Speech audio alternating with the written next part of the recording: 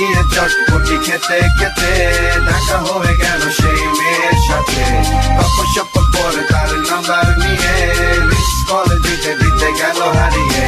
পরে দেখা হলো আমার গায়ে হলুদে, আসতে গিয়ে বললাম আমায় মনে কি আছে। পাশে জামাইকে দেখে পড়লাম পাবে, খালি অফ যায় এই প্রেমের গেমে।